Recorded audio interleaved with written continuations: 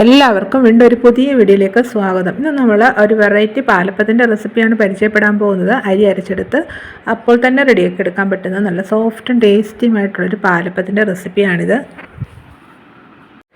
ഈ വീഡിയോ നിങ്ങൾക്ക് ഇഷ്ടമാവുകയാണെങ്കിൽ ഒന്ന് ലൈക്ക് ചെയ്യണേ. അതുപോലെ നിങ്ങളുടെ ഫ്രണ്ട്സിനും റിലേറ്റീവ്സിനും ഒക്കെ ഒന്ന് ഷെയർ ചെയ്ത് കൊടുക്കുകയും പിന്നെ ഞങ്ങളുടെ ഈ ചാനൽ ഒന്ന് സപ്പോർട്ട് ചെയ്യാനും മറക്കരുതേ. പിന്നെ ആ ബെല്ലൈക്കൺ ഒന്ന് എനേബിൾ ചെയ്യാനും വീഡിയോ ഒന്ന് ഹൈപ്പ് ചെയ്ത് സപ്പോർട്ട് ചെയ്യാനും മറക്കരുതേ.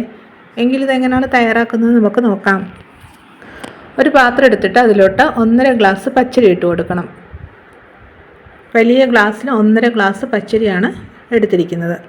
ഇനി ഇത് നല്ലതായിട്ട് ഒരു 4-5 പ്രാവശ്യം ഒന്ന് കഴുകിയെടുക്കണം. ഇനി ഇതിലോട്ട് കുറച്ച് ഇൻഗ്രീഡിയൻസ് ഒക്കെ ചേർത്ത് കൊടുക്കാം. അരി അളന്നെടുത്ത് അതേ ഗ്ലാസ്സിൽ 3/4 ഗ്ലാസ് ചിരകിയെടുത്ത തേങ്ങ, 3/4 ഗ്ലാസ് ചോറ്. ഞാനിവിടെ വെള്ള അരിയുടെ ചോറാണ് എടുത്തിരിക്കുന്നത്. ഏത് ചോറ് വേണമെങ്കിലും എടുക്കാം കേട്ടോ. ഇനി ഇതിലോട്ട് 1/2 ടീസ്പൂൺ ഈസ്റ്റും 3 ടീസ്പൂൺ പഞ്ചസാരയും കൂടെ ചേർത്ത് കൊടുക്കാം. എന്നിട്ടിത് നല്ലതായിട്ടൊന്ന് മിക്സ് ചെയ്തെടുക്കണം.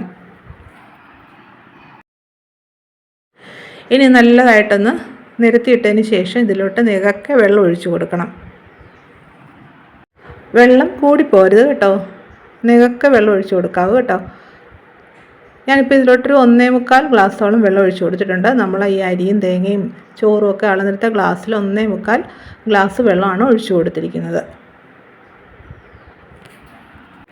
ഇത് നമ്മൾ തലേദിവസം രാത്രിയിൽ കുതിർത്ത് വെച്ചിട്ട് പിറ്റേ ദിവസം രാവിലെയാണിത് അരച്ച് അപ്പം ഉണ്ടാക്കുന്നത് കേട്ടോ. ഇനി ഇതൊന്ന് അടച്ചു വെക്കാം. ഇത് ഓവർനൈറ്റ് ഇങ്ങനെ വെച്ചേക്കണം. എന്നിട്ട് പിറ്റേ ദിവസം രാവിലെയാണ് നമ്മൾ എടുക്കുന്നത്. പിറ്റേ ദിവസം രാവിലെ ഒരു 6:30 മണി ആയിട്ടുണ്ട്. ഇതിനി നമുക്ക് തുറന്ന് നോക്കാം. എന്താ നോക്കിക്കേ, ഇപ്പോൾ ഇതെല്ലാം നല്ലതായിട്ട് കുതിർന്ന് കുറച്ചൊന്ന് പൊളിച്ച് പൊങ്ങിയിട്ടുമുണ്ട്. ഇനി ഇത് അരച്ചെടുക്കണം. നമുക്കിതൊരു മിക്സിയുടെ ജാറിലോട്ട് ഇട്ട് കൊടുത്തിട്ടൊന്ന് അരച്ചെടുക്കാം. മിക്സിയുടെ ജാറിലോട്ട് 2 ബാച്ചായിട്ട് ഇട്ട് കൊടുത്താണിത് അരച്ചെടുക്കുന്നത്. വേറെ വെള്ളമൊന്നും ചേർത്ത് കൊടുക്കല്ലേ, ഇതിലുള്ള വെള്ളം ഒഴിച്ചു കൊടുത്തിട്ട് വേണം ഇത് അരച്ചെടുക്കാൻ. അപ്പോൾ ആദ്യത്തെ ബാച്ച് നമ്മളൊന്ന് അരച്ചെടുത്തിട്ടുണ്ട്. ഇതാ നോക്കിക്കേ, ഇപ്പോൾ തന്നെ ഇത് നല്ല ബബിൾസൊക്കെ വന്നിട്ടുണ്ട്. ഈ അരച്ചെടുത്ത മാവ് നമുക്കൊരു പാത്രത്തിലോട്ട് മാറ്റാം. എന്നിട്ട് അടുത്ത ബാച്ചും കൂടെ ഒന്ന് അരച്ചെടുക്കാം.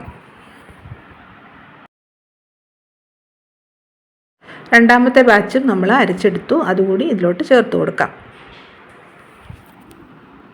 മിക്സിയുടെ ജാറിലോട്ട് 2 ടേബിൾ സ്പൂൺ വെള്ളം കൂടെ ഒഴിച്ച് അതും കൂടി ഇതിലോട്ട് ചേർത്ത് കൊടുക്കാം. വെള്ളം കൂടി പോരുത് കേട്ടോ. എന്നിട്ട് ആവശ്യത്തിനുള്ള ഉപ്പുപൊടിയും കൂടെ ചേർക്കണം. 1/2 ടീസ്പൂൺ ഉപ്പുപൊടി ചേർത്തിട്ടുണ്ട്. എന്നിട്ട് നല്ലതായിട്ട് ഇതൊന്ന് ഇളക്കിയെടുക്കണം. ഞാൻ നോക്കിയാൽ നമ്മുടെ ഈ പാലപ്പത്തിൻ്റെ മാവൊക്കെ റെഡി ആയിട്ടുണ്ട്. ഇതാ ഇത്രയും ലൂസായിട്ടുള്ളൊരു മാവാണ് നമ്മൾ റെഡിയാക്കി എടുത്തിരിക്കുന്നത്. ഇനി ഇതുണ്ടല്ലോ ഒന്ന് റെസ്റ്റ് ചെയ്യാൻ വേണ്ടി മാറ്റി വെക്കണം. 1 മണിക്കൂർ നമുക്കിതൊന്ന് അടച്ച് മാറ്റി വെക്കാം.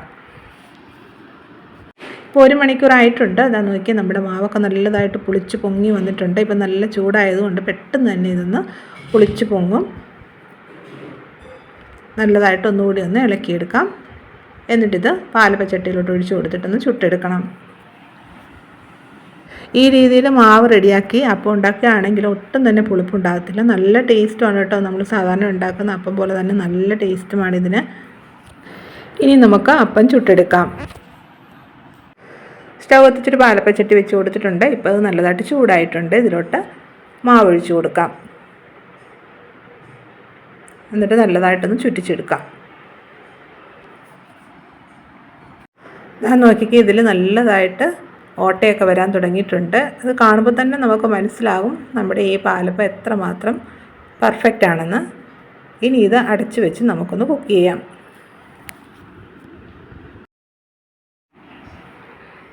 ഇപ്പോൾ ഇത് റെഡി ആയിട്ടുണ്ട്.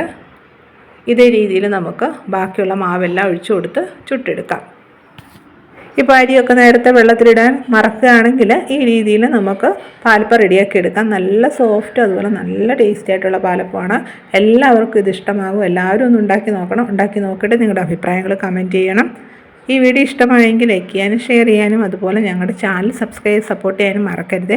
വീണ്ടും ഇതുപോലെ പുതിയ വീഡിയോ ആയിട്ട് വരുന്നതായിരിക്കും. Bye bye.